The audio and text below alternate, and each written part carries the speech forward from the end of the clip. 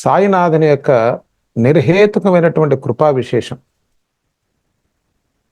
వారి గురించి తలంచాలన్నా సద్గురువు గురించి, సాయిబాబానే కాదండి, సాయిబాబాని ఒక సద్గురువుగా మనం ఆరాధిస్తున్నాం. అసలు రూపాలుగా వేరు ఉన్నారు. గురు గురు రూపాలు వేరు ఉండొచ్చు. దక్షిణామూర్తి అంటాం, దత్తాత్రేయ స్వామి అంటాం, సాయిబాబా అంటాం, నాకు భౌతికంగా గురువు అయినటువంటి పూలమ్మ గారు అంటాం. వీరంతా రూపాలు వేరుగా కనిపించవచ్చు, కానీ తత్వంగా ఒకటేనండి. అయితే మీరు చాలా మంచి ప్రస్తావన. సాయిబాబా గురించి ఈ మధ్య కాలంలో ఎందుకండి ఈ విధంగా వస్తున్నదని ఒకటి. మొదట సాయిబాబా గురించి ఈ రోజు కాదండి. సాయిబాబా వారు ఏ రోజైతే షిరిడీలో దర్శనమిచ్చారో ఆ రోజు నుంచి ఉన్న ఈ ప్రశ్నలు ఇవాళ వచ్చినవి కాదు. అయితే కాలగమనంలో ఏమైంది అంటే ఆ ప్రశ్నలకి సమాధానాలు వాళ్ళు ముఖ్యంగా దాసగండు మహారాజ్ ఆ సోత్రీయమైనటువంటి బ్రాహ్మణ కుటుంబంలో జన్మించారు. అంతేకాదండి, సాయిబాబా దగ్గరికి వచ్చిన వాళ్ళలో 90% మంది ఆనాడు ఎంత సోత్రీయంగా ఉండేవాళ్ళు, శాస్త్రాన్ని పాటించేటువంటి వాళ్ళు, నిప్పులను గడిగేటువంటి కుటుంబాలు ఉన్నటువంటి రోజులవి. దీక్షిత్ గారు కానివ్వండి, దాదాసాహెబ్ కపర్దే కానివ్వండి, నానాసాహెబ్ చందోర్కర్ కానివ్వండి, మేఘశ్యాముడు కానివ్వండి, వీళ్ళేం సామాన్యులు కాదండి. దీక్షిత్ గారు ఆ రోజున ఇంగ్లాండ్ వెళ్ళారు. కాంగ్రెస్లో చాలా ఉన్నతమైనటువంటి పదవులు అలంకరించారు. చాలా ధన సంపన్నుడు ఆయన. ఆయన ఇంట్లో రోజుకి ప్రతిరోజు 70 నుంచి 75 మంది అతిథులు భోజనం చేసేవాళ్ళంటే ఆయన స్థాయి ఊహించండి. అటువంటి మహా మేధావులంతా, బాగా చదువుకున్న వాళ్ళు, ఉన్నతమైనటువంటి స్థానాల్లో ఉన్నటువంటి వాళ్ళు, మహా విఘ్నులు, వాళ్ళంతా కూడా సాయిబాబాని చూడంగానే ఆయన సర్వస్వాన్ని వదిలేశాడంటే సాయిబాబాను చూడటానికి ఒక రకమైనటువంటి స్థాయి ఉండాలి, దృష్టి ఉండాలి, అంతే కదండి. మామూలుగా చూస్తే ఒక ఫకీర్ లాగానే కనిపిస్తారు ఆయన. అలా అపోహపడిన వాళ్ళు చాలా మంది ఉన్నారు. ఎవరో దాకా దానికి దాసగండ మహారాజ్ సాయిబాబా ప్రత్యేకించి నా సన్నిధానంలో ఉండు, నీ జన్మ చరితార్థం అవుతుంది దాసగండ అంటే, రేపొస్తా మాపొస్తా అని అటు ఇటు తిరిగినటువంటి దాసగండ మహారాజ్ వాస్తవానికి ఈయన ముస్లిం ఫకీరేమోననే ఉద్దేశంతో ఇక్కడికి రాకుండా సాయిబాబా గురించి 3 సంవత్సరాలు పోలీస్ డిపార్ట్మెంట్ వ్యక్తి, ఏమంటే మనమేం ఎంక్వైరీ చేస్తాం, మనం ఎంక్వైరీ చేయగలం, మనకి ఎంక్వైరీ తెలుసా? పోలీస్ డిపార్ట్మెంట్ వాళ్ళకి తెలుసు. అట్లా ఎంక్వైరీ చేసినటువంటి దాసగండ మహారాజ్ 3 సంవత్సరాలు ఎంక్వైరీ చేస్తే ఆయనకి తెలిసింది సున్నా. ఆయన పూర్వాపరాలు కానీ ఆయన గురించి ఏమీ తెలియలేదు. పైగా నేను ఎవరికి తెలుసు అండి? ఎవరికి తెలియదు. నేను అమెరికా పోయినప్పుడు ఎవరికి తెలుసు? ఒక సామాన్య వ్యక్తి, శతకోటలింగాల్లో ఒక వ్యక్తి, అనేక మందిలో ఒక వ్యక్తి. అటువంటిది నా గురించి నా చుట్టుపక్కల వాళ్ళకి, నా ఆఫీసుల వాళ్ళకి, అలా అందరికీ తెలిసే ఇతను హైదరాబాద్ నుంచి వచ్చాడు, ఫలానా ఈ డీటెయిల్స్ అని తెలుస్తాయి కదా. అనామకుండైన నా గురించే ఏమీ తెలియని వాడిని 10 మందికి తెలుస్తున్నది ఒక చోట ఉంటే, అట్లాంటిది సాయిబాబా సుమారుగా 70 సంవత్సరాలు ద్వారకామాయిలో ఉంటే సచ్ ఎ పాపులర్, వేల మంది సాయిబాబాను దర్శిస్తే ఏ ఒక్కరు కూడా ఈయన మా ప్రాంతం వాడని కానీ, ఈయన ఫలానా ప్రదేశం వాడు కానీ చెప్పిన వాళ్ళు ఒక్కళ్ళు కూడా లేరే. కాబట్టి సాయిబాబా పూర్వోత్తరాలు ఎవరికీ తెలియదు. తెలియకపోవటం వల్ల, తెలుసుకునేటువంటి నిజమైనటువంటి ఉత్సాహం లేకపోవటం వల్ల కొందరు కొన్ని రకాలైనటువంటి కంక్లూషన్స్కి వచ్చారే తప్ప వాటిలో ఎటువంటి వాస్తవం లేదు. అది ఇవాళే కాదు, మొట్టమొదటి నుంచి ఉన్నటువంటి ఆలోచన. అయితే సాయిబాబా వారు అట్లా ఎందుకు చేశారనే దానికి ఒక గొప్ప ఉదంతం, దానికి ఉపనిషత్తులు తెలిస్తే కానీ సాయిబాబా ఎందుకు చేశారని మనకు తెలియదండి. చాలా పెద్ద సాయిబాబా తత్వంలో ఉన్న ఒక అద్భుతమైనటువంటి విషయం ఏమిటి, $1 మిలియన్ క్వశ్చన్ ఏంటంటే, ఈయన చూస్తేనేమో, వేషం చూస్తేనేమో ఫకీర్ వేషం ఉంది, మాట్లాడితేనేమో అల్లా మాలిక్ అంటున్నారు, చేసేదంతా కూడా పచ్చి సనాతన ధర్మంలో పరాకాష్ఠ స్థితిలో ఉన్న వాళ్ళు చేసేటువంటి చర్యలు చేస్తున్నారు. ఈ రెండింటిని కంబైన్ చేశారు సాయిబాబా. ఇది సామాన్యులకు కూడా అర్థం కాదండి. సామాన్యులకు కూడా అర్థం కాదు. 2 విధాలు ఉన్నాయి దీంట్లో. అర్థం కాకుండా భక్తి భావనతో శరణాగతి చేసి తరించడం ఒక మార్గం. ఇప్పుడు రామ రామ రామ రామ అని తరించిపోవచ్చు, రామతత్వం తెలియక్కర్లా. రుద్రం ఉంది, రుద్రం చెప్పి తరించిపోవచ్చు. రుద్రం అర్థం తెలియక్కర్లా, ఎందుకంటే ఆ వాక్కుకి ఆ శబ్దానికి ఆ శక్తి ఉంది. అది ఒక మార్గం, అది భక్తి మార్గం అంటాం. రెండవది జ్ఞాన మార్గం. జ్ఞాన మార్గంలో ఏమవుతుందంటే పూర్తిగా పూర్వాపరాలన్నీ కూడా పరిశీలించి తాను తెలుసుకొని తాను దర్శించి అప్పుడు దాంతో ఏకాత్మ భావన పొందడం ఒక పద్ధతి ఉన్నదండి. భక్తి మార్గంలో నువ్వు ధరిస్తావు, జ్ఞాన మార్గంలో నువ్వు తరించడమే కాకుండా 10 మందిని తరించగలవు. ఎందుకంటే నువ్వు వారికి చూపించగలవు, నువ్వు సద్గురు స్థాయికి వెళ్ళేటువంటి అవకాశం ఉంటుంది. అంటే భక్తి పూర్ణంగా పండింది అనుకోండి, అది జ్ఞానంగా పరిణమిస్తుంది. భక్తి పూర్ణంగా ఉండి తాను లేకుండా తాను ఆరాధించే దైవమే ఉన్నారనుకోండి, అట్లా కూడా వారు తరించవచ్చు. కాబట్టి సాయిబాబా గురించి ఏంటండి, ఏ మహాత్ముడి గురించి రాలేదు? రాముడి గురించి మాట్లాడలేదా? కృష్ణుడి గురించి మాట్లాడలేదా? ఎందుకు మాట్లాడతారు అంటే అజ్ఞానము చేత, తెలియకపోవటం చేత మాట్లాడే మాటలే కానీ ఈ మాట్లాడే వాళ్ళు ఏమంత పరిశోధన చేశారు? ఆఫ్టర్ ఆల్ ఒక చిన్న ఆపరేషన్ చేయడానికి సుమారుగా 18 సంవత్సరాలు చదువుతారండి. ఆపరేషన్తో వాడి జీవితం అంతా బాగుంటుందని మనం చెప్పలేము. అంతవరకు బాగుండొచ్చు, బాగుండకపోవచ్చు. తింటే 3 జావులు అరిగిపోయే భోజనానికి 15 సంవత్సరాలు చదువుతాడు మనిషి. ఎంతో ఊడిగం చేస్తాడు. ఒకటి దగ్గర బానిసే కదండి ఉద్యోగం అంటే, ఒకటి దగ్గర వెళ్ళి పనిచేయటమే కదా, వాడు చెప్పింది చేయటమే కదా. జీవితాంతం మళ్ళీ 34 సంవత్సరాలు చేస్తే కానీ పొట్టకూడు నడవదే. ఇటువంటి అల్పమైన విషయాల్లోనే ఇంత శ్రమ పడుతున్నావు మిత్రమా. నువ్వు అడిగేటువంటిది బ్రహ్మజ్ఞానాన్ని. ఈ ప్రపంచమే సత్యమని పరిగెడుతూ అజ్ఞానంలో దుఃఖపడుతుంటే అది కాదు, పరమ యోగ్యమైన మార్గం, పరమపదమైన మార్గం, జ్ఞాన మార్గం ఉన్నదని తెలుసుకున్న సద్గురువుల్ని అర్థం చేసుకోవడం అంత సామాన్యమా? దానికోసం నువ్వు ఏం శ్రమ చేసావు మిత్రమా? ఏదో ఒక రాయేస్తున్నావు, అది నీ అజ్ఞానాన్ని బయటేస్తుంది తప్ప దానిలో ఏ రకమైనటువంటి విలువ ఉన్నటువంటి విషయం ఏమైనా ఉన్నదా? నీ జీవితాంతం నువ్వు దానికోసం పరితపిస్తే కానీ తెలియనటువంటి విషయం అయినా కూడా తెలియదండి. ఒక సందర్భంలో జీవితాంతం పరితపించినా సద్గురువు గనక లభించకపోతే నీకు పరమార్థము లభించదు. అందుకోసమే సద్గురువుకి ఆ స్థాయి ఇచ్చారు, గురుస్థానానికి అంత గొప్ప స్థితి ఉన్నది. మరి ఇంత పరమ ఉత్కృష్టమైన దాన్ని, జీవితాంతం కష్టపడి తెలుసుకోవాల్సిన దాన్ని తెలుసుకోకుండా ఏదో కంటికి కనిపించింది, నోటికి వచ్చింది మాట్లాడిన దానికి ఏం విలువ ఉంటుంది? కాబట్టి మహాత్ముల గురించి మాట్లాడిన దానికి, అంటే వేరుగా మాట్లాడిన దానికి ఏ రకమైనటువంటి విలువ లేదు. దాన్ని ఎవరు కూడా హర్షించరు. మొట్టమొదట వారికే అగమ్య గోచరం, వారికి తెలియకే కదా మాట్లాడుతున్నారు. నిజంగా తెలుసుకోవాలంటే ఒక సద్గురువుని ఆశ్రయించాలి, దానికి కావలసిన సాధన సంపత్తిని సంపాదించాలి, ఆ మార్గంలో ప్రయాణం చేసి దర్శిస్తే తెలుస్తుంది. కాబట్టి ఊరికే మాట్లాడే మాటలకి ఏ విలువ లేదు. రాయటమే ఉందండి, అన్నిటికన్నా తేలికైన పని కదా. కానీ మహాత్ముల నింద జన్మాంతరాలు కట్టి కుడుపుతుందండి. ఒక్కొక్కడు ఘోరమైన కష్టాన్ని అనుభవిస్తుంటాడు, మనం చూడలేం, వినలేం. ఎందుకు అనుభవిస్తారండి? ఇటువంటి ఘోర పాపాలు చేయటం వల్లే అనుభవిస్తారు. తప్పది.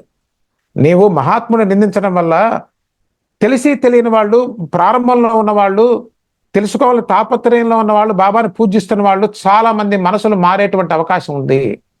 వారి కోట్ల జన్మలకు కూడా మళ్ళీ అటువంటి మహాత్ముని దర్శించే అవకాశం ఉండదు. ఆ పాపం ఎవడు మూట కట్టుకున్నట్టు? ఈ విమర్శ చేసేవాడు మూట కట్టుకుంటున్నాడు. దాన్ని వాడి తరతరాలు కూడా అనుభవించాల్సినటువంటి అవసరం ఉన్నది. అట్టా అనుభవించే వాళ్ళనే మనం కలియుగంలో చాలా మందిని చూస్తాం. చూడండి, ఘోరమైన బాధలు పడుతుంటారు, ఘోరమైన దుఃఖం పడుతుంటారు, మానసిక శాంతి ఉండదు. ఎంతున్నా కూడా తన వాళ్ళే తనను దూరంగా నెట్టేస్తుంటారు. అది ఒక రోజులో అనుభవిస్తే అయ్యేది కాదండి. కాబట్టి తెలిస్తే చెప్పాలి, తెలియకపోతే తెలుసుకునే ప్రయత్నం చేయాలి. తెలిసి తెలియకుండా ఇష్టం వచ్చినట్టు మాట్లాడిన వారి యొక్క జీవితం అత్యంత ఘోరంగా ఉంటుంది. వారికి మేలు చేసే ఉద్దేశంతో ఈ విషయం చెప్తున్నా. మిత్రులారా, మీరంటే ద్వేషమే ఉండదు. తెలియకపోతే అడిగి తెలుసుకోండి. మీకు అక్కర్లేదా వదిలేసేయండి, మీ క్షేమం, అంతకన్నా లేదు. దానివల్ల సాయిబాబాకు వచ్చేటువంటి న్యూన్యత ఏమీ లేదు. మహాత్ములకి వాళ్ళకి ఏముంటుంది? వీళ్ళు పొగిడితే ఆయనకన్నా వచ్చేది ఉంటుందా? వీళ్ళు తెగడితే పోయేది ఉంటుందా? ఉదాహరణకు సముద్రం ఉందనుకోండి, సముద్రంలో నుంచి నేను చెంబుడు నీళ్ళు తీస్తే అంత, పోస్తే అంత. అది సముద్రం పూర్ణం. సముద్రం కన్నా ఉన్నతమైనటువంటి పరమాత్మ స్వరూపాన్ని నిందించి మహాపాపాన్ని కట్టుకోకండి అని నా యొక్క సలహా. ఎవరికైనా సందేహం ఉందనుకోండి, తప్పకుండా మనల్ని కాంటాక్ట్ చేయవచ్చు. వాళ్ళకున్నటువంటి సందేహాలన్నీ కూడా మనం తీర్చేటువంటి ప్రయత్నం చేయవచ్చు. అది ఎట్లా ఉండాలో తెలుసా అండి? మన దగ్గరకు వచ్చినప్పుడు అది పరిప్రశ్నగా ఉండాలి. పరిప్రశ్న అడిగినప్పుడు మరి మహాత్ములు ఉన్నదే దానికోసం, తెలిసిన వాళ్ళు ఉన్నదే దానికోసం, తెలియని వాళ్ళకి చెప్పడం కోసమే కదా. అంతేగాని పొగరబోతుతో మాట్లాడేటువంటి ప్రశ్నలకి సమాధానం రాదు. ఎందుకంటే వచ్చినా కూడా వాళ్ళు తీసుకునేటువంటి స్థితి స్థాయిలో వాళ్ళ మనసు ఉండదు. కాబట్టే మహాత్ములు మాట్లాడరు, వాటికి సమాధానం ఇవ్వరు. వినపట్లేదు. నేను కూడా మీకు ఈ ప్రశ్న సంధించే ముందు చాలా లోతైన పరిశీలన చేసి పరిశోధన చేసి, ఎందుకంటే ప్రశ్న చాలా గురువుని మట్టి మనం ప్రశ్నించేట అల్లటప్పగా ప్రశ్నించకూడదు. గురుస్థానం అనేది చాలా గొప్ప స్థానం. ఆ గురువుని మనం ప్రశ్నించే ముందు మనం ఆ ప్రశ్న చాలా ప్రామాణికంగా ఉండాలి అన్నదే మన యొక్క ఇది చెప్తుంది, మన యొక్క హైందవ ధర్మం చెప్తుంది. అంటే కూడా ఎలా పడితే ప్రశ్నించకూడదు. సో ఇక్కడ నేను కూడా ఈ ప్రశ్న అడుగుదానికి చాలా కాలంగా నేను సరైన గురువు కోసం నేను ఎదురు చూస్తాను గురువు గారు. ఎందుకంటే చాలా మందికి మీరు చెప్పే ఈ యొక్క ఉపదేశం ఏదైతే ఉందో అది చాలా గొప్పగా ఒక అమృతుల్యంగా పనిచేస్తుంది. అంటే ఒక వ్యాధికి మీరు ఇచ్చే గొప్ప ఉపశమనం మందులా పనిచేస్తుంది. చాలా మానసికంగా చాలా వేద అనుభవిస్తున్నారు. అసలు ఏంటి, అసలు ఎలా చెప్పుకోవాలి, బయట ఎవరన్నా ఇలాగా అంటే వాళ్ళ మీద ఒక అపప్రద గాని నింద గాని వేసే పరిస్థితి. సో ఒకేసారి వాళ్ళు తట్టుకోలేకపోతున్నారు. ఏంటి ఇలా జరుగుతుంది? ఎంతో గొప్పగా లక్షవారం రాగానే అసలు మొత్తం ఈవినింగ్ అంతా కూడా ప్రతి ప్రదేశం కూడా సాయి భక్తులతో కలకల్లాడిపోతుంటది. అందరూ కూడా మొత్తం అందరూ కూడా పిల్ల కుటుంబంతో సహా వెళ్ళి ఆ సాయినాథుని సన్నిధిలో గడిపి వస్తే వాళ్ళు ఎంతో స్వాంతరం పొందుతారు.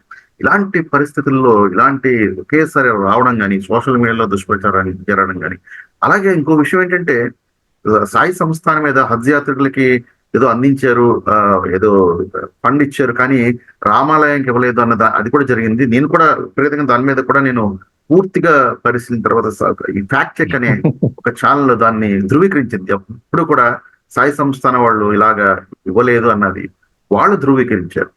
ఇక్కడ ఒక విషయాన్ని చెప్పాలండి.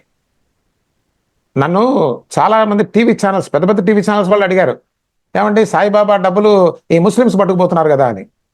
పిచ్చివాడ, అది ప్రూవ్ చేసిన ప్రతి వ్యక్తికి ₹1,00,000 నా జేబులో నుంచి ఇస్తా. ఊరికే మాట్లాడటం కాదు, పిచ్చి మాటలు మాట్లాడటం కాదు. సంస్థాన్ నాకు తెలుసండి, నేను అక్కడ ఉండేవాడిని. సాయిబాబా దగ్గర ఒక భక్తుడు ఉండేవాడు, అబ్దుల్ అని. ఆ అబ్దుల్ కాటేజీ చావడికి ఎదురుగుండా ఉంటుంది. అదే మన ద్వారకామాయి పక్కన చావడికి ఎదురుగుండా అబ్దుల్ బాబా కాటేజ్ అక్కడ ఉండేవాడు. అబ్దుల్ బాబా దానికి సున్నం వేసుకోవడానికి పైసా కూడా ఇవ్వదు సంస్థానం. హాస్యాస్పదంగా ఉందంటే సంస్థానం ₹10 బయటకు పోనివ్వదండి. మహారాష్ట్ర గవర్నమెంట్కి ఇచ్చింది ఒకసారి, అది అఫీషియల్, అందరికి తెలిసిన విషయం. అంతేగాని ముస్లిమ్స్కి ఇచ్చారనే మాట నాకు నవ్వు వస్తా ఉంది. అసలు వీళ్ళ స్టేటస్, వీళ్ళ స్టేజీ, వీళ్ళు ఎక్కడి నుంచి మాట్లాడుతున్నారు నాకు అర్థమైంది. అదే నేను అందాం అనుకున్నా. అసలు ఈ మాట్లాడే వాళ్ళ స్టేజ్ ఏంటంటే అసలు who are they, what is their background, వాళ్ళ విద్వత్ ఏంటి, వాళ్ళు చదువుకునేది ఏంటి, వాళ్ళు ఏమాత్రం పరిశోధన చేశారు? ఏదో 4 కాకి పిట్టా కదిలేసుకొని ప్రచారం చేసుకుంటే అయిపోతుందండి. చెప్పాను కదా ఇందాక, మన సనాతన ధర్మంలో ఉన్న మార్గం ఏంటంటే, మీరు అన్నారు ప్రశ్నించడానికి నేను చాలా ఆలోచించాను అని. అది పరిప్రశ్న. ప్రశ్నించాల్సిందే. ఉపనిషత్తులన్నీ ప్రశ్నలే కదా.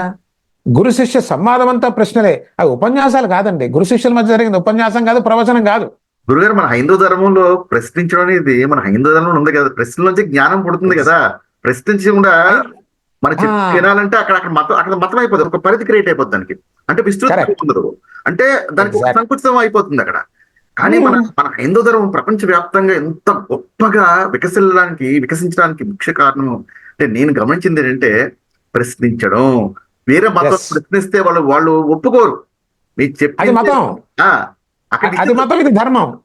అదే మతానికి ధర్మానికి కూడా చాలా మందికి భేదం తెలియదు గురుగారు. మన హైందవ ధర్మం అనేది వే ఆఫ్ లివింగ్. ఇది ఎక్కడ కండిషన్ ఉండదు, ఇలా చేయాలి, అలాగే చేయాలి, రోజుకి ఇన్నిసార్లు చేయాలి, అన్నిసార్లు చేయాలి, లేకపోతే దేవుడు ఏమైనా శిక్షిస్తాడా అన్న భయంతో చాలా మంది కొన్ని ప్రాక్టీసెస్ చేస్తారు. ఇక్కడ గుడికి వెళ్ళలేదు, నువ్వు నీ అవును. తల్లిదండ్రులు చూసుకో, నీ పిల్లల్ని చూసుకో, నీ ధర్మాన్ని పరిరక్షించుకో, నువ్వు ఉద్యోగం చేస్తూ ఉద్యోగాన్ని, వ్యాపారం చేస్తే వ్యాపారాన్ని, వృత్తి చేస్తే వృత్తిని ధర్మబద్ధం చేస్తారు. గుడికి వెళ్ళి నువ్వు చేసే పూజల కన్నా 1,00,000 రెట్లు ఫలితం ఉంటుంది అంటే నువ్వు రావాల్సిన లేదని చెప్తుంది కదా ఇక్కడ. ఇంత గొప్ప అవును. హైందవ ధర్మం ఎక్కడ ఉంటుంది చెప్పండి. ఇక్కడ అదే ఒక ద్వారకామాయి అని చెప్పి ప్రధాన మీరు అన్నారు గురుగారు, ఇక్కడ ద్వారకామాయి అని చెప్పి అన్నారు కదా, అక్కడ కూడా చిన్న ఆ, ఆ, ఆ. మెంబర్, అక్కడ కూడా చిన్న ఇది గమనించాను నేను. అక్కడ ఈ మధ్య ఆ. ద్వారకామేన్ కాదు, ద్వారకామయి మసీదుకి దారి అని పెట్టాలని చెప్పి చాలా జరిగింది. అక్కడ పెట్టారు, ఏదో రకరకాలుగా కూడా వార్త వచ్చింది గురుగారు. దీని మీద మీ విషయం. ఒక ఒక విషయం చెప్పంటారా? షిర్డీలో లోకల్స్ చాలా స్ట్రాంగ్ అండి. ఓకే. ఈ విషయం చాలా మంది తెలియదు. షిరిడీలో లోకల్స్ చాలా స్ట్రాంగ్. స్ట్రాంగ్ అంటే ఏంటంటే వాళ్ళ మాటకు చాలా విలువిస్తారు. ఎందుకు అంటే సాయిబాబా జీవితాంతం ఆ షిర్డీ వాసులతో కలిసిమెలిసి బ్రతికారండి. వాళ్ళు రావటం, వాళ్ళతో వాళ్ళ బాగోగులు తెలుసుకోవటం, వాళ్ళకి సహాయం చేయటం, వాళ్ళు సాయిబాబా దగ్గర రావటం. షిరిడీలో భగవంతుడు సాయిబాబానే వాళ్ళందరికీ. ఎందుకనంటే గొప్ప గొప్ప విపత్తుల నుంచి సాయిబాబా రక్షించారు కాబట్టి సాయిబాబా భగవంతుడే. అంతేగాని ఊరికేం కాల. వాళ్ళు మనకన్నా చాలా తెలియగల వాళ్ళు. అట్లా ఆ లోకల్స్ యొక్క అభిప్రాయం తీసుకోకుండా సంస్థాన వాళ్ళు అసలు ఏమీ చేయరు. రెండవది, సాయిబాబా తత్వానికి భిన్నంగా అసలు ఎవరు చేయరు అక్కడ. అదే ప్లేగ్ వ్యాధి వచ్చినప్పుడు కూడా సాయిబాబా దాని గురించి, దాని నివారణ నిమిత్తం అక్కడ కొన్ని అంటే గోధుమ పిండి అది ఏం చేయకుండా వాళ్ళు ఎందుకు చేస్తారండి? అదే ఆ సమస్య లేదు. ప్లేగ్ వ్యాధి ఏంటండి, ప్రళయాలు వచ్చినప్పుడు సాయిబాబా ఎన్ని సందర్భాల్లోనే అక్కడ ఆపారు. సార్, సాయిబాబా దాకా దేనికండి? సాయిబాబాకి భక్తురాలు అయినటువంటి మా గురువు గారు పూలమ్మ గారు, ఆమె సిద్ధ పురుషురాలు, ఆమె చేశారు. సాయిబాబా చేసిన వాటిలో చాలా చేశారు. ఆమె ఆపారు ప్రకృతిని చాలాసార్లు. వర్షాన్ని ఆపిన సందర్భాలు ఉన్నాయి. అవి భక్తితో, గౌరవంతో, ప్రేమతో తెలుసుకోవాల్సిన అంశాలే కానీ అహంకారంతో ప్రశ్నించేటువంటి అంశాలు కాదు. అహంకారంతో ప్రశ్నిస్తే ఎవరు సమాధానం చెప్తారండి? సమాధానం చెప్పవలసిన అవసరం ఎవరికి ఉంది అసలు? సత్యం సత్యమే. అది సత్యం, జ్ఞానం, అనంతం బ్రహ్మ. అది అనంతతత్వం. అది ఒక మనిషితో రావటం, ఒక మనిషితో పోవటం ఉండదండి. ఒక్క విషయం చెప్పమంటారా? సాయిబాబా గొప్పతనం ఎక్కడుంది అని అడుగుతున్నారు వీళ్ళందరూ కూడా. మన వేదం ప్రమాణం అండి. నా కర్మణ నా ప్రజయా నా ధనేన త్యాగే నైకే అమృతత్వ మానసహు అని చెప్తుంది వేదం. ఏమిటంటే అమృతత్వం, పూర్ణత్వం, మోక్షం, దివ్యత్వం ఇవంతా కూడా ఎట్లా వస్తాయ్యా అంటే త్యాగం వల్ల వస్తాయి. సాయిబాబా చేసిన త్యాగం చూస్తే తెలుస్తుందండి. అది ప్రమాణం. ఈయన మహాత్ముడు అని చెప్పడానికి పాపం వాళ్ళందరికీ అర్థమవుతుందనే ఉద్దేశంతో నేను తెలియజేస్తున్నా. సాయిబాబా భక్తులు కూడా కొంతమంది ఆవేదనలో ఉన్నారన్న విషయం మీరు చెప్తున్నారు. నా యొక్క నోటీసు కూడా రావటం వల్ల పుస్తకం రాయడం జరిగింది. వాళ్ళందరూ మనసు శాంతించాలంటే ఎవరు మహాత్ముడు కాదు అనే ప్రశ్న ఉందండి. బాగా ఉంది. మనం నమ్మాం సాయిబాబాని, నిజంగా మహాత్ముడు కాదా అనేటువంటి భావంలో ఉన్న వాళ్ళు కూడా ఉన్నారండి. బాబాని పూజ చేసే వాళ్ళంతా కూడా 100% నమ్మారని చెప్పడానికి ఏం లేదు. కాబట్టి మతం మారే బ్యాచ్ అంతా తయారవుతుంది. ఆ నమ్మకం హీనత వల్లే. అట్లా పూర్తిగా అనుమానం ఉన్న వాళ్ళకు కూడా ఈయన మహాత్ముడు కాదు అని చెప్పడానికి ఒకే ఒక కారణం, ఒకే ఒక లక్షణం ఏంటంటే త్యాగం చేయాలి అనగానే అందరూ ఆ త్యాగం, ఏం త్యాగం చేయాలంటే నా డబ్బులు ఆస్తాడు, నీ డబ్బు ఆస్తే ఎవరికి అక్కర్లేదు ఉండవు. ప్రపంచము అజ్ఞానమని తెలియటం చేత ప్రపంచం పక్కకి వెళ్ళిపోతుందండి. అది త్యాగం అంటే. ఆ త్యాగం కాదు, సహజ సిద్ధంగా జరిగేది. ఎట్లా అయితే మొక్క పెడితే ఒక పుష్పం వస్తుందో ఇంకో విధంగా రాదు. ఈయన మహాత్ముడు కాదు అని ఎలా చెప్పాలి? ఎవరైతే ప్రపంచము వారి దగ్గర ఉండదో, ప్రపంచం లేని స్థితి ఉంటుందో వారు త్యాగం చేసినట్లు లెక్క. ప్రపంచం అంటే పేరు ప్రఖ్యాతుల కోసం పాకులాడటం, ధనం కోసం పాకులాడటం, ఇది ప్రధానంగా ఉంటుంది. మీరు చూడండి, ప్రపంచంలో ఎవరినే తీసుకోండి, పేరు ప్రఖ్యాతులను వదలలేరు. ధనాన్నైనా వదలవచ్చు కొంతమంది. ఆ ధనాన్ని ఖర్చు పెట్టే పేరు ప్రఖ్యాతుల కోసం ప్రయత్నం చేస్తారు. ఆ పేరు ప్రఖ్యాతుల్ని కాలితో తన్నిన వాడు మహాత్ముడు అండి. ఇది గోల్డెన్ రూల్. దీన్ని ఫిల్టర్లో చూడండి ఎంతమంది వస్తారు బయటికి. అట్లా సాయిబాబా తన పేరు ప్రఖ్యాతుల్ని కానీ, ధనాన్ని కానీ, అసలు ఇంకోటండి, దాసగణ మహారాజ్తో పాటు బ్రిటిష్ గవర్నమెంట్ వాళ్ళు, మామూలు వాళ్ళు కాదండి, వీళ్ళు ఎవరు థర్డ్ గ్రేడ్ పీపుల్ లాగా ఇప్పుడు మాట్లాడుతున్న వాళ్ళ లెక్క కాదు. కపర్దే సిద్ధిలో ఉంటాడు. కపర్దేకి చాలా దగ్గర స్నేహితుడు బాలగంగాధర్ తిలక్. వీళ్ళ మీద నిఘా ఉన్నది. బాలగంగాధర్ తిలక్ సాయిబాబా దర్శనం చేస్తాడు కపర్దే ప్రభావం వల్ల. అప్పుడు బాబాని అడుగుతాడు, బాబా మన స్వతంత్రం ఎప్పుడు వస్తుందంటే, వస్తుంది ఇప్పుడు కాదు, కొద్ది కాలంలో వస్తుందని చెప్తారు సాయిబాబా. ఇదంతా కాదు, ఎప్పుడైతే తిలక్ వచ్చాడో అప్పుడు బ్రిటిష్ గవర్నమెంట్ వాళ్ళకి డౌట్ వచ్చింది, అసలు ఈయనెవరు, ఈయన గూఢచార్యం చేస్తున్నాడా అని ఈయన మీద ఒక గూఢచారిని పెట్టారు.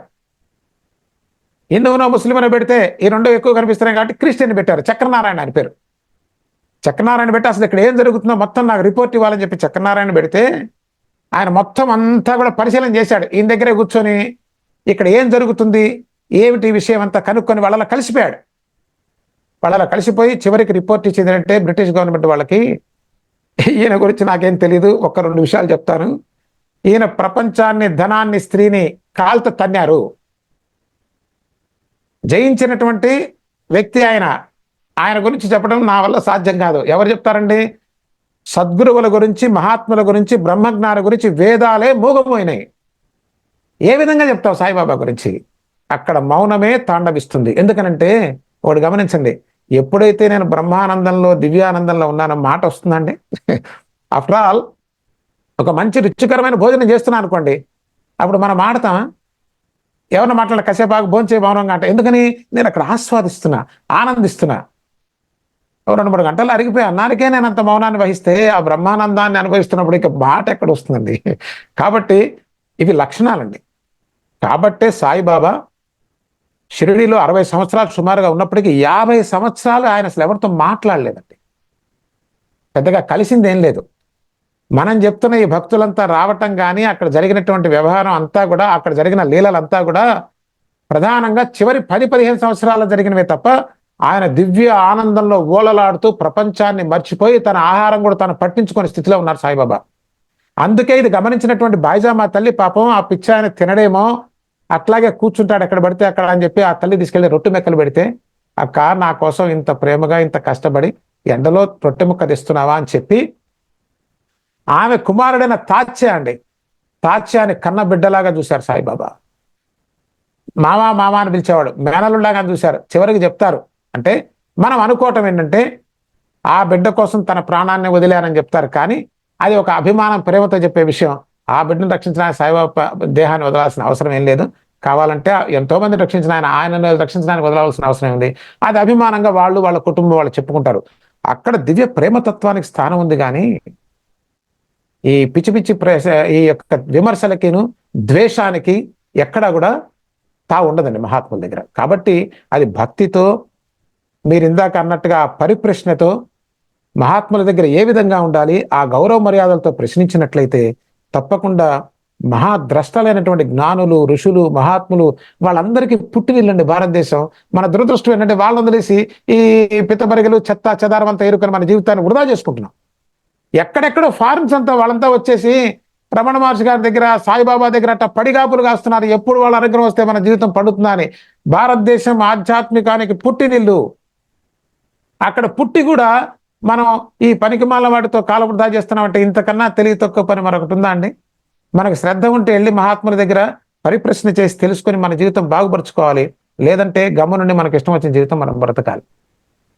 గురుగారు, మనకి ఈ ఆధ్యాత్మిక ప్రయాణం అన్నది ఒక ఎంతో అమృతతుల్యమైన ప్రయాణం. ఇలాంటి గొప్ప ప్రయాణంలోకి రావడం అనేది పూర్వజనం సుకృతి మీద ఆధారపడి ఉన్నది నిర్వివాద అంశం. ఇలాంటి ప్రయాణంలోకి మీరు ఎలా వచ్చారు? అదేవిధంగా ఇప్పుడు ప్రతి ఒక్కరికి అంటే ఈ గడ్డ మన భారతీయ గడ్డ, అంటే మన భారత భూమి, మన వేద భూమి. ఇక్కడ ఎంతమంది పుట్టారు, ఎంతమంది మహానుభావులు పుట్టారు, వేదాలు, ఉపనిషత్తులు. అసలు ఫారెన్స్ అందరూ కూడా, విదేశీయులు మన గడ్డను దర్శించుకొని వాళ్ళు పునీతులయ్యి ఇక్కడే స్థిరపడిపోయి ఉంటున్న క్రమంలో మన గడ్డ మీద జన్మించిన వాళ్ళు డబ్బు సంపాదనే ధ్యేయంగా అమెరికా వెళ్ళాలి. అసలు అమెరికా వెళ్ళకపోతే వాడిని ఒక అనాగరికుడిగా చూస్తున్నారు. అమెరికా వెళ్ళడం అనేది ఒక అర్హత. అది వెళ్ళకపోతే నువ్వు జీవితంలో ఏమీ సాధించలేదు అన్న భ్రమలు కల్పిస్తున్న ప్రస్తుత తరుణంలో అమెరికా వెళ్ళి గ్రీన్ కార్డ్ వచ్చినా సరే మీరు అక్కడ ఉండకుండా మళ్ళీ ఇండియా తిరిగి రావడానికి ప్రధాన కారణం ఏంటి గురుగారు? అట్ ది సేమ్ టైం మీకు ఈ ఆధ్యాత్మిక ప్రయాణంలో జీవిత భాగస్వామి యొక్క మీ సహకారం ఎంతవరకు ఉంది అనే విషయాలు కొంచెం పంచుకోవాలి. మొట్టమొదట మీరు అడిగిన ప్రశ్న, అందరూ ప్రాణప్రదంగా జీవిత ధ్యేయంగా చూస్తున్న అమెరికా ప్రయాణం, అందున గ్రీన్ కార్డ్ తీసుకున్న తర్వాత అసలు ఇండియా వచ్చే ప్రశ్నే ఉండదు. రావడానికి గల కారణం అని, అయితే నేను మొట్టమొదట అమెరికా వెళ్ళటం అనేది నాకు ఇష్టం లేని వ్యవహారం. ఇష్టంతో వెళ్ళింది కాదు అది. నేను హైదరాబాద్లో శక్తి ఎల్పిజిలో వర్క్ చేస్తున్న రోజులు అవి. కార్వేలో పనిచేశాను ఫస్ట్, సిస్టమ్స్ డిపార్ట్మెంట్లోనే, కంప్యూటర్ సైడ్. ఈ శక్తి ఎల్పిజిలో చేస్తున్నప్పుడు ఒకానొక ప్రాజెక్ట్ విషయమే నేను మా ఎగ్జిక్యూటివ్ డైరెక్టర్ ఒక కంపెనీకి వెళ్ళటం, అక్కడ నా మాట తీరు అది చూసి ఒక అతను మరుసనాడు వచ్చాడు. వచ్చి మీ రెజ్యూమ్ ఇవ్వండి, నేను అమెరికా పంపిస్తానని చెప్పడం. నేను చెప్పాను, నాకు అది ఎటుందో కూడా తెలియదు నిజానికి. నాకు వెళ్ళటానికి ఏంటంటే, నాకు మా అమ్మగారు ఉన్నారు, మా అమ్మ దగ్గర నేను ఉండాలి మొట్టమొదట. అది ఎందుకంటే చెప్తే నవ్వుతానేమో కానీ కొన్ని సందర్భాల్లో ఆ వయసులో ఆఫీస్ నుంచి కొన్నిసార్లు ముందు వచ్చిన రోజులు కూడా ఉన్నాయి, మా అమ్మని చూడాలి. ఇది ఎవడు నమ్మడు, అసలు వాళ్ళ నమ్మకంతో నాకు సంబంధమే లేదు, వాస్తవం చెప్పాలని చెప్తున్నా. అంటే అంత అమ్మ కూచి. రెండు, పుట్టి పెరిగిందంతా పొన్నూరండి. హైదరాబాద్ వస్తే షిరిడీకి సగం దూరం వచ్చేసానని ఒక ఆనందం. హైదరాబాద్ నుంచి షిరిడీ బస్సులు పోతుంటే ఒళ్ళంతా పులకరించిపోయేది, అబ్బా షిరిడీ వెళ్ళిపోతుంది, బస్సు రేపు పొద్దున షిరిడీ వెళ్ళిపోతుంది. అంటే ఈ రెండు నాకు చాలా నా సర్వస్వం ఆ రెండు. అట్లాంటిది ఈ వదిలేసి నేను షిరిడీ అమెరికా పోయి చేయాల్సింది ఎంత ఏముంది, అక్కడ ఏముందో కూడా నాకు తెలియదు. ధనం అనేది బాబా యొక్క అనుగ్రహం ఉండేది, సద్గురువు యొక్క కృప ఏంటంటే నిన్ను ప్రాపంచికంగా కోరలు చాచి నిన్ను మింగేసే వస్తువులకి దూరంగా పెడతారనేటువంటిది నాకు తర్వాత తెలిసింది. ఇంకా మీరు ఆశ్చర్యపోతారు, సత్యమే చెప్పాలి కదా చెప్తున్నా. మొట్టమొదట పొన్నూరు వదిలేసి మా మేనమామ వైజాగ్ తీసుకొచ్చాడు ఉద్యోగ నిమిత్తం అని. తీసుకొస్తే నేను కొద్ది రోజులు ఉండి వెనక్కి వెళ్ళిపోయి అమ్మగారి దగ్గరికి వెళ్ళాను. అమ్మగారి దగ్గరికి వెళ్ళి అమ్మగారికి నమస్కారం చేసి, అమ్మ ఈ జానడు పొట్ట నిండటానికే కదా ఉద్యోగం, మీకు దూరంగా ఉండి నాకేం సౌఖ్యం లేదు, మీరు తలుచుకుంటే ఈ ఊళ్ళోనే ఏదో ఒక ఉద్యోగం ఇప్పించగలరు కదా, మీరు మీ అనుగ్రహం చేత నాకు ఆ ఉద్యోగం ఇప్పించండి అమ్మా, నేను ఏదైనా చేస్తాను, నాకు ఇదనే కాదు, అయితే మీ దగ్గర ఉండాలి, మిమ్మల్ని చూడకుండా నేను ఉండలేనమ్మా, ఇది జరిగిన వాస్తవం సార్.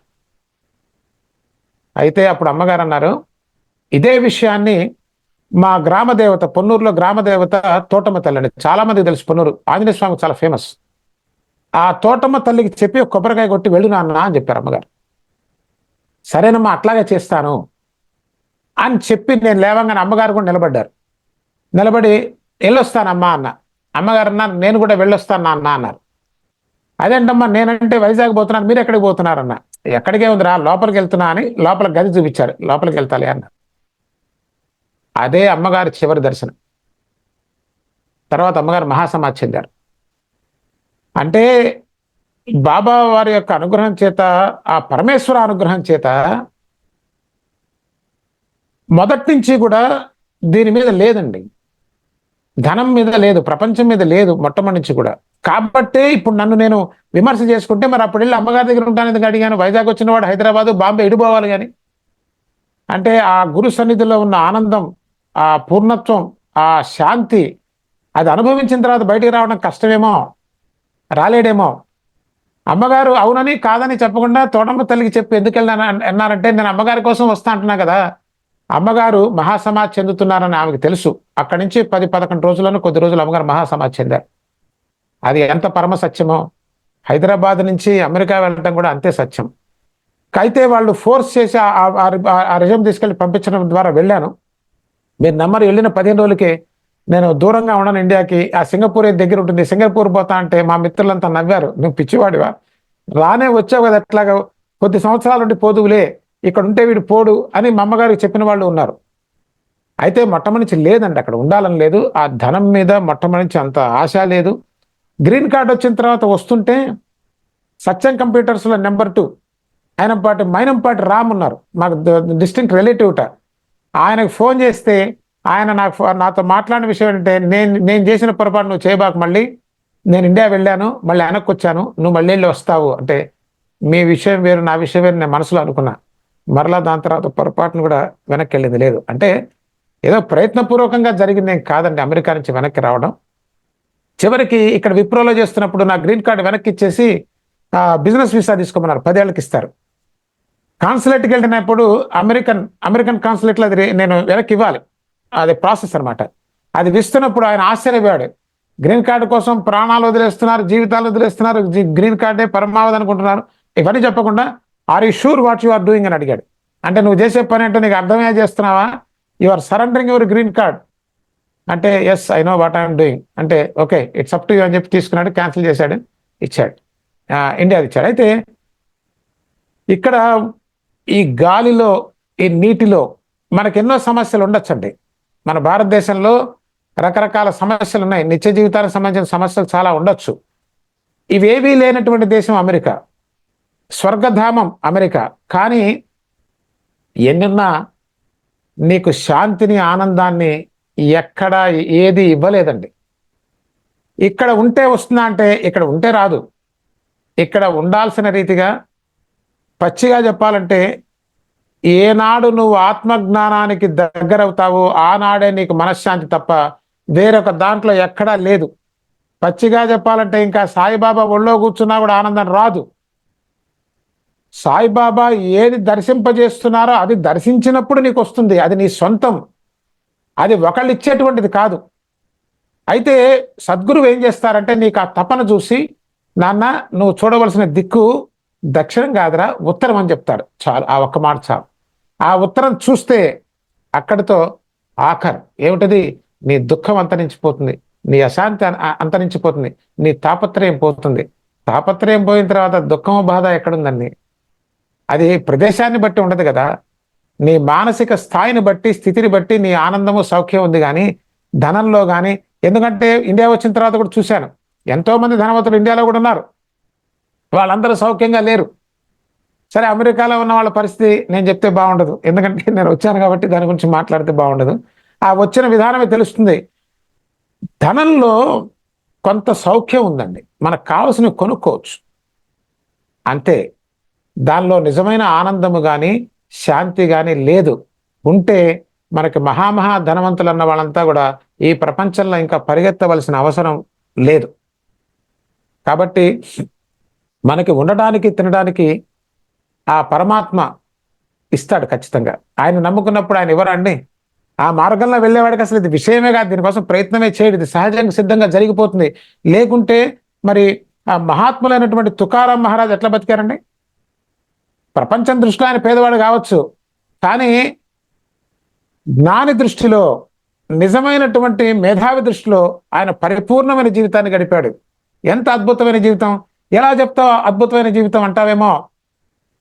గొప్ప మహాత్ములే సాయిబాబా సైతం అండి, సాయిబాబా కూడా హారతి తుకారామ అనేటువంటి అభంగం వస్తుంది సేజ్ హారతిలో. అది రాగానే ఆయన ఏ స్థితిలో ఉన్నా సరే ముకిళిత హస్తాలతో కూర్చునేవారట. తుకారాం అంటే అంత గౌరవం ఉంది. ఇంకా అద్భుతం చెప్పాలంటే ఎంత చెప్పుకున్నా తక్కువేనండి. ఈ సృష్టిలో భగవంతుని దర్శించే ముందు భక్తుని పాదాలకి నమస్కారం చేయకుండా భగవంతుని దర్శించడానికి వీలు లేని క్షేత్రం ఒకే ఒకటి, అది పండరిపురం. ఆ పాదాలు ఎవరివో కాదు, తుకారాం మహారాజ్వి. తుకారాం మహారాజ్కి జై. ఎందుకంటే అది దివ్యత్వం అండి, అది భవ్యత్వం, అది శాశ్వతత్వం కదా. ఆ ఆనందం తెలియక పాపం మానవుడు దీంట్లో ఉందేమో అని ప్రయాసపడుతున్నాడు.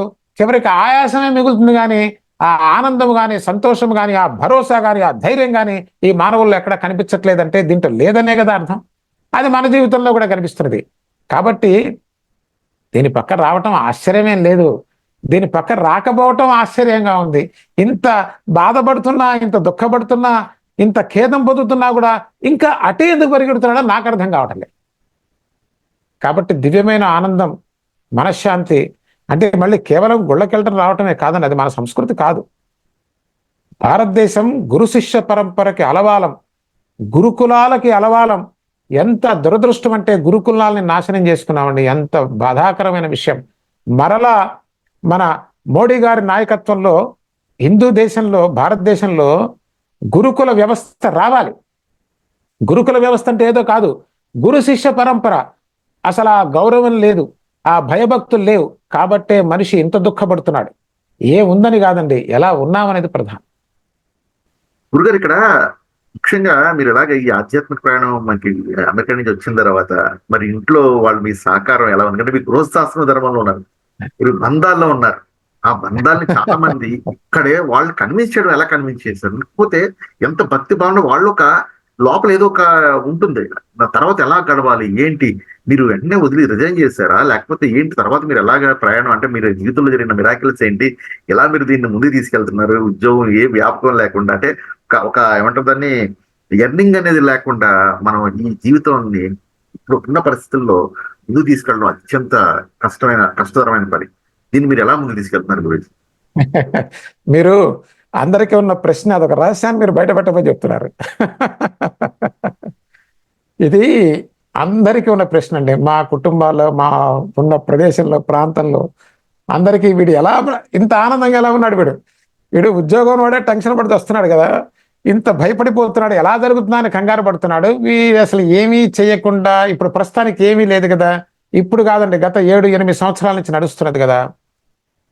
మొట్టమొదటిది మీరు అడిగిన ప్రశ్నలో, భార్య దేనికైనా ఒప్పుకుంటుందండి.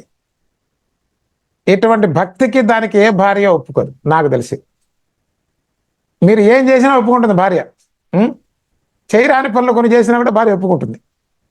కానీ నేను భక్తిగా ఉంటాను, ఈ ఆధ్యాత్మిక మార్గం అంటే ఇవన్నీ ఉన్నవాడు పెళ్లి ఎందుకు చేసుకున్నాను అడుగుతుంది. సహజంగా లోక సహజంగా ఉన్న మాట, ఎవరైనా సరే. మరి ఇది ఉన్నప్పుడు నువ్వు సన్యాసం తీసుకుని పోవాల్సింది, పెళ్లి ఎందుకు చేసుకున్నావు? మళ్ళీ పైగా చిన్న సంసారం కాదని 3 పిల్లలు. తల్లి ఎట్లా నడుస్తుంది? నిజం చెప్పమంటారా? చెప్తే నేను దాటేస్తున్నాను అనుకుంటారు, కానీ నిజానికి నాకు కూడా తెలియదు సార్. ఇది భగవద్ అనుగ్రహం, ఇది భగవత్ కృప, సద్గురువు యొక్క అనుగ్రహం సార్. నమ్మినా నమ్మకపోయినా ఇది వాస్తవం. అసలు ఇంకోటి చెప్పమంటారా, ఏ స్త్రీ కూడా ఒప్పుకోని దాన్ని భార్య ఒప్పుకొని, ఇంకా నిజం చెప్పమంటారా, నేను వెళ్ళి సాధన చేసేటువంటి ప్రదేశాలన్నీ కూడా తానే నిర్ణయిస్తుంది. అతిశయోక్తి చెప్పట్ల, పచ్చి నిజం. లేకపోతే నన్ను పోతే గొంతు పిసికేస్తారు. అరుణాచలం పోయి 9 రోజులు 11 రోజులు మనం కాశీ పోయి సాధన చేయమని, మొన్ననే గాన్గాపూర్ వెళ్ళి రావటం, ఇవన్నీ ఇంట్లో వాళ్ళు నేను వెళ్ళటం కాదండి, నిజం చెప్తున్నా, వాళ్ళ యొక్క ప్రోద్బలమే. మీరు వెళ్ళండి. ఎందుకంటే తను ఒక మాట అంటుంది, అందరూ సంపాదిస్తారు, సామాన్యంగా జీవిస్తారు, పోతారు, ఏముంది దాంట్లో?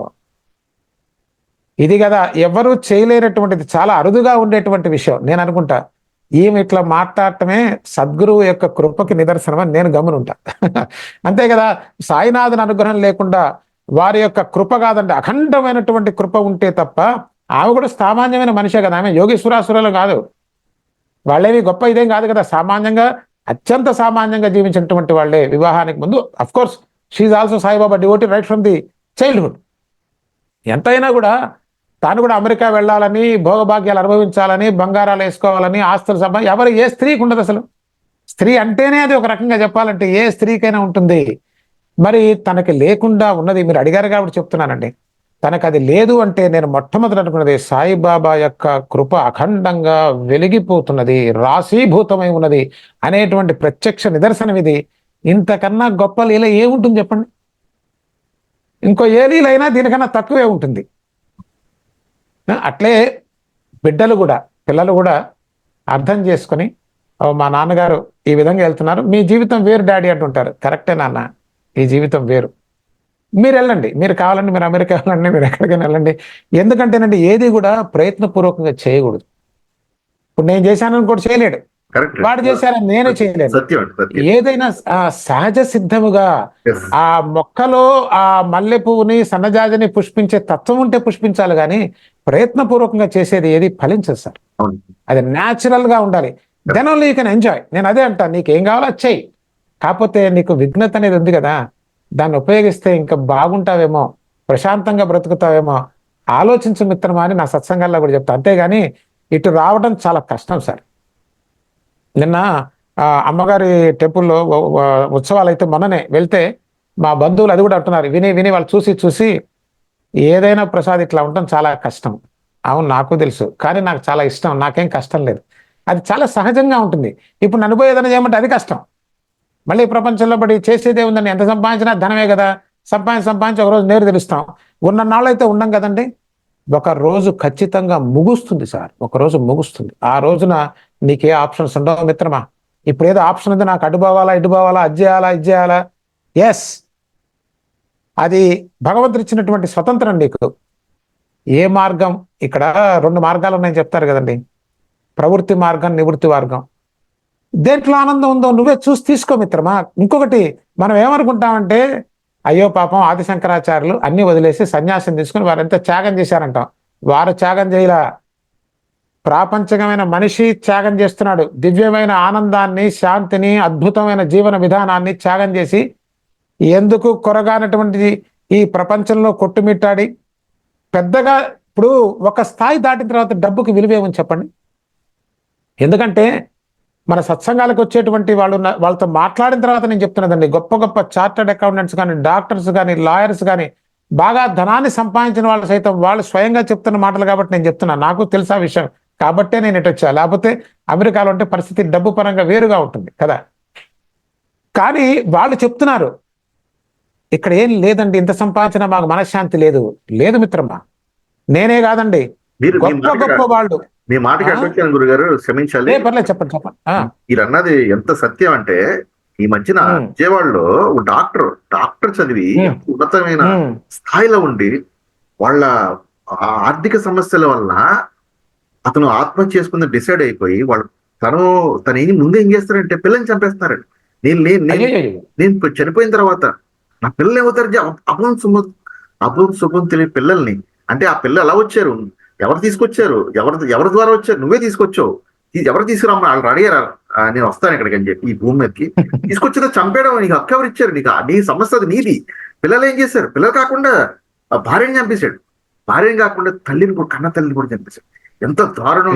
మీరు అన్నారు చూసారా, ఇక్కడ ఉండి ఏం చేస్తున్నాం, ఏముంది, మాకు మనశ్శాంతి, డాక్టర్లు వస్తున్నారు మీ దగ్గరికి, అలాగే ఆడిటర్స్ వీళ్ళందరూ పెద్ద వస్తున్నారు, మాకు మనశ్శాంతి లేదు. ఎందుకు లేదు అంటే మీరు చెప్పేది చూసారా, ఈ ఆత్మ జ్ఞానం నేనేంటో తెలుసుకోలేక అసలు నేను ఎందుకు వచ్చాను, ఈ జీవితం ఏంటి అని ఒక కనీసం కూడా నేర్పించే ఈ విద్యా వ్యవస్థ కూడా కుక్కట వేళతో పెకిలించారు కదా. లార్డ్ మెకాలే పెట్టి గురుకుల వ్యవస్థ, మీరు ఇందాక అన్నారు చాలా విలువైన మాట, గురుకుల వ్యవస్థను పెకిలించడంతో మన జీవన పరిస్థితులు పూర్తిగా మారిపోయి అందరు కూడా నెగిటివ్ థింకింగ్ లోకి వెళ్ళిపోయి, ప్రోగ్రామ్డ్ థింకింగ్ లోకి వెళ్ళిపోయి, మన డబ్బులు లేకపోతే మేము చచ్చిపోవాలి, కుదరదు అంటే మీలాంటి జీవన విధానం ఏదైతే ఉందో అది ఇప్పుడు నాకు గొప్ప అవకాశం లభించింది. ఇలా కూడా బ్రతకొచ్చు, డబ్బే శాశ్వతం కాదు, ఎంత గొప్పగా బ్రతుకుతున్నారు గురువు గారు అన్న దానికి మీరు నాకు ఒక సాక్షిలా దొరికారు గురువు గారు. ఇక్కడ ఒక విషయం చెప్పాలి సార్, మన సనాతన ధర్మ ఈ శాస్త్రం అండి, దిస్ ఈజ్ రియల్ సైన్స్. మనం అనే సోకాల్డ్ సైన్స్ కాదండి. సైన్స్ అంటే ఏంటండి, ఇంగ్లీష్లో సైన్స్, ట్రూత్, తెలుగులో సత్యము. సత్యం అనేది మారదండి. ఈ కనీస పరిజ్ఞానం లేకుండా మాట్లాడుతున్నారు వీళ్ళంతా కూడా. సైన్స్, రియల్ సైన్స్ ఏంటో చెప్పమంటారా? రియల్ సైంటిస్ట్ ఎవరంటే ఆది Shankaracharya is the real scientist. మన ఋషులు రియల్ సైంటిస్టులు. ఎందుకో తెలుసా, కాలమును కూడా దాటినటువంటి సత్యాన్ని చెప్పగలిగారు వాళ్ళు. ఆనాడు చెప్పినటువంటి పరమ సత్యం ఏనాటికైనా సత్యమే, అది సైన్స్. అంతేగాని పూటకోసారి మారిపోయి సైన్స్ ఎట్టా అవుతుందండి? నేను దాన్ని తప్పు పట్టట్లేదండి, అవసరమే, అడ్వాన్స్మెంట్ కావాలి, but you don't call that is a science. That is progression. The one which is in progression can never be complete. Is it so or not? ఏది ప్రోగ్రెషన్ లో ఉందో అది కంప్లీట్ ఎలా అవుతుందండి? When that is not complete, how can it be a science? After all ఈ సృష్టిలో ఒక నీటి బొట్టు యొక్క పూర్ణ తత్వమే తెలుసుకోలేనటువంటి సైన్స్ ఎట్లా అవుతుందని ప్రశ్నిస్తున్నాను. నీ గురించే, నీకు ఏమీ తెలియని వాడి నువ్వు సైన్స్ గురించి మాట్లాడటం అత్యంత హాస్యాస్పదంగా ఉందని చెప్తున్నా నేను.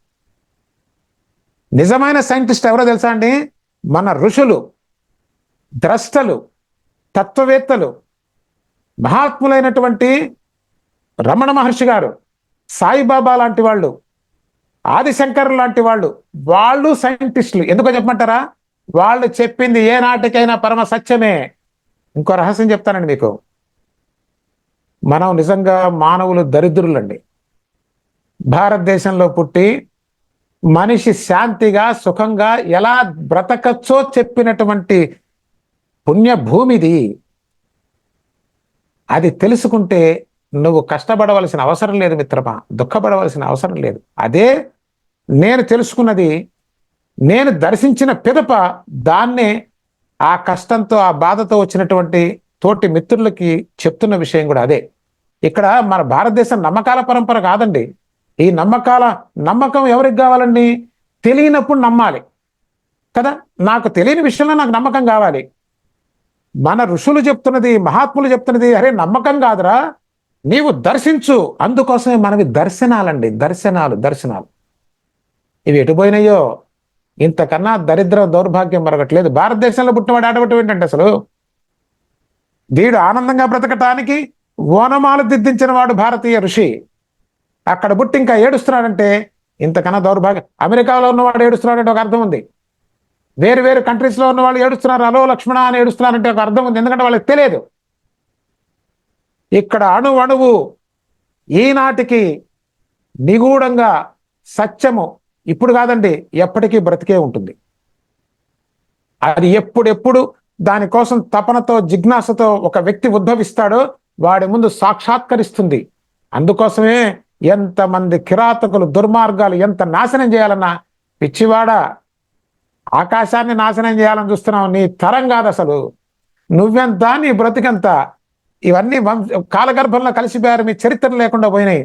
కానీ ఏనాటికైనా బ్రతికి ఉండేది ఆ జగద్గురువు అయినటువంటి శ్రీకృష్ణ పరమాత్మ బోధించిన భగవద్గీత బతికుంటుంది. నా దేశంలో పుట్టినటువంటి ఋషులు పంచినటువంటి ఈ అద్భుతమైన అఖండమైనటువంటి సత్య సంపదే బ్రతికి ఉంటుంది. ఏనాటికైనా మానవుడు ఎక్కడ పుట్టినా సరే భారతదేశంలో ఉపనిషత్తులు చదివి వాడు బాగుపడాల్సిందే తప్ప వేరొక మార్గం లేదు. కాబట్టే పరమ కిరాతకుడైన హిట్లర్ కూడా ఈ విషయాన్ని గమనించి ఇక్కడి నుంచి ఎన్నో వేద గ్రంథాలు తీసుకెళ్లి వాళ్ళు జర్మనీలోకి ట్రాన్స్లేట్ చేయించుకున్నారు. కానీ వాళ్ళు వేరు విధంగా వాడుకున్నారు. భారతదేశం జ్ఞానానికి పుట్టినీళ్ళండి. నేను చెప్పింది ఈ సత్యం ఏదైతే ఉందో, అంటే భగవద్గీత యొక్క విశిష్టత. జర్మనీలో సంస్కృత విశ్వవిద్యాలయం తన మీద గోడంత రీసెర్చ్ స్టడీ, మన శ్లోకాల్లో దాగి ఉన్న ఎన్నో అద్భుత రహస్యాల మీద వాళ్ళు నిగూఢంగా వాళ్ళు పరిశోధన చేసి చాలా వాళ్ళు పేటెంట్లు కూడా తీసుకోవడం జరుగుతుంది చాలా వరకు. ఇది మన దౌర్భాగ్యం ఏంటంటే మనకి ఇక్కడ మనం మన వాళ్ళు తెలుసుకోలేకపోవడం, నూతన స్వర్గం అని చెప్పి అక్కడ వెళ్ళిపోవడం, అంటే ఈ భౌతిక సుఖాల పట్ల, ఈ వ్యవహారాల పట్ల అంటే నేను ఏంటి అని తెలుసుకోలేకపోవడం వల్లే ఈ సుఖం కోసం, సుఖం అంటే ఏంటి, ఆనందం అంటే ఏంటి అనేది కూడా తెలుసుకోలేక మీ జీవితమే ప్రత్యక్ష గురుగారు. ఎందుకంటే మిరాకిల్ చెప్పాలంటే, ఎందుకంటే మీరు అమెరికా వెళ్ళి గ్రీన్ కార్డ్ తీసుకొని మళ్ళీ ఇక్కడికి వచ్చేసి ఇక్కడ సబ్మిట్ చేసి దాన్ని తృణప్రాయంగా చెల్లించి, అంటే మీలాంటి వాళ్ళ సాంగత్యంలో ఉన్నవాళ్ళు, మీ దారిలో నడుస్తున్న వాళ్ళు, అంటే సాయిబాబా ఏమన్నారంటే నా ఆత్మజ్ఞానం తెలుసుకోమన్నారు. నా దగ్గరకు వచ్చి ఎవరన్నా సరే ఆత్మజ్ఞానం బోధించి బాబా అని చెప్పి ఒక్కడ అడగలేదని చెప్పి ఆయన ఎంతో బాధపడ్డారు. సో అలాంటి మీరు ఆత్మజ్ఞానాన్ని మీరు పొందారు కాబట్టి మీరు ఉన్న ప్రతి చోట ఆనందాన్ని పొందుతున్నారు. ఈ ఆనందం డబ్బెట్టి పని అవసరం లేదు కదా. మీ తల్లి సాంగత్యంలో మీరు పొందిన ఆనందం కన్నా మించింది ఏముంటుంది చెప్పండి. దాన్ని పొందడం కోసం మీరు వెళ్ళి వస్తున్నారంటే మీరు చూడండి మీ యొక్క స్థితి ఎలా ఉందో. ఈ స్థితి మరి ఎలా వచ్చింది? అది జన్మతా వచ్చిందా? అంటే ఇది రావడం అనేది అది మాష విషయం కాదు. అది అట్ ది సేమ్ టైం ఈ జీవిత భాగస్వామి మీకు సహకరించడం పాటు ఇక గొప్ప విషయం అంటే 3 సార్లు మీతో పాదయాత్ర చేయడం అనేది చెప్పాలంటే అదొక ఇంకో మిరాకిల్ చెప్పాలంటే. ఎందుకంటే తన భర్త అడుగుజాడల్లో నడవడం ఒక ఎత్తు, అనుసరించి ప్రతి క్షణం కూడా వెన్నంటి ఉండడం అనేది ఒక ఎత్తు. ఆ విధంగా చూస్తే మీ జీవితం ఒక అద్భుతం అని చెప్పాలి గురుగారు. అంటే ఇలాంటి మీకు జీవితం అంటే వస్తుందని చెప్పి, అంటే ఇలా ఉండాలి, ఉంటే ఇలా ఉండాలి అంటే అందరి ఆశీస్సులండి. ఆశీస్సులండి. మీరు నిజంగా పరిపూర్ణ గారి యొక్క ఆశీస్సులు పరిపూర్ణంగా ఉన్నాయి కాబట్టి గురుగారు మీకు ఇంత గొప్ప జన్మ లభించింది, ఇంత గొప్ప జీవిత భాగస్వామి లభించింది. ఎందుకంటే మన జీవితంతో మనం పెళ్లి అవడం ఒక ఎత్తు, బంధాల్లో ఇరుక్కోవడం, బంధాల నుంచి ఇరుక్కొని ఏం చేయాలో తెలియక వాళ్ళ యొక్క జీవిత భాగస్వామి ప్రెషర్తో వాళ్ళు ఇష్టం లేకపోయినా సరే ఎక్కడికో వెళ్ళి ఉండి ఏమంటే అన్ని చంపుకొని వాళ్ళు ఎంత వేదన పడుతున్నారో, వాళ్ళకి ఇష్టం లేని వ్యవహారాల్లో ఇరుక్కొని మళ్ళీ జీవితం తెలుసు. ఎప్పుడైనా సరే నువ్వు సంపాదించి నువ్వు ఎంత నీకున్నంత వరకు నీకు తాత మించి సంపాదిందంతా కూడా అది వృధా ప్రయాస అని తెలుసుకోలే వాళ్ళ జీవితం. ఎంతో మంది జీవితాలు ఎండైపోవడం మనం చూసాం. కోవిడ్ మన ప్రత్యక్ష ఉదాహరణ. ఎంత మంది జీవితాన్ని సర్వనాశనం చేసుకొని జీవితంలో ఒక్క క్షణం కూడా ఆత్మజ్ఞానం తెలుసుకోలేని పరిస్థితుల్లో వాళ్ళకి వెళ్లకుండా కేవలం డబ్బు సంపాదన మీదే దృష్టి పెట్టి వాళ్ళ జీవితం అప్పుడు అన్నారు, ఎస్ నా ఆస్తి అంతా తీసుకోండి నన్ను రక్షించిన అంటే ఈ యొక్క జీవితం విలువ ఎటువంటిది, ఈ అమూల్యమైన జీవితం ఎందుకు వచ్చింది, ఎందుకు ప్రసాదించబడింది నీకు అని తెలుసుకుంటే గనక నువ్వు ఆ డబ్బు వెనకాల విపరీతంగా పరిగెట్టవు నిశ్చలంగా ఒక చోట కూర్చుంటావు. ఈ భూమి మీద ఈ గడ్డ మీద కూర్చొని ఈ ఆత్మజ్ఞానం అంటే తెలుసుకునే ప్రయత్నం చేస్తూ అలాంటి గురువులతో సత్సాంగత్యం చేస్తూ ఆ ప్రయాణం అన్నిటికంటే ఆ ప్రయాణంలో పొందే ఆనందం ముందు ఈ కోట్లు కానీ బిల్డింగ్లు కానీ దిగదుడిపే అన్న సత్యాన్ని మీరు మరొక్కసారి మీ జీవితం ద్వారా నిరూపించారు గురువు. చెప్పడం కాదు గురువు గారు, ఈ అనుష్ఠానించారు. ఆచరణ కూడా చాలా ఇంపార్టెంట్. చెప్పడం మీరు చాలా మంది పుస్తకాల్లో చదివి చెప్పడం కాదు, మీరు పరిపూర్ణంగా ఆచరించి ఆ జీవితంలో ఒక ఎగ్జాంపుల్ గా మీరు నిలుస్తున్నారు. అలాగే కుటుంబం కూడా ఆ దారిలో నిలవడం అన్నది చాలా గొప్ప విషయం గురుగారు. మీలాంటి గురువులను మేము దర్శించుకోవడం, అదే విధంగా ఎంతో మంది మీ ద్వారా ఇప్పుడు మీ మాటల ద్వారా మీ ప్రేరణ పొంది వాళ్ళ జీవితాన్ని సుసంపన్నం చేసుకుంటారు. ఆత్మ జ్ఞానం తెలుసుకుంటే అంటే నేను ఎవరని తెలుసుకుంటే ఇంకా ఏది తెలుసుకోవాల్సింది లేదు, ఎవరు వెనక పరిగెట్టవలసింది లేదు అనే గొప్ప రహస్యాన్ని మీరు బోధిస్తున్నారు. ఆ విధంగా మీరు ఈ విధంగా మాకు ఎంత అమూల్యమైన విషయాలు మా ప్రేక్షకులతో పంచుకునేందుకు ఎంతో రుణపడి ఉన్నాం గురుగారు. చాలా చాలా ధన్యవాదాలు.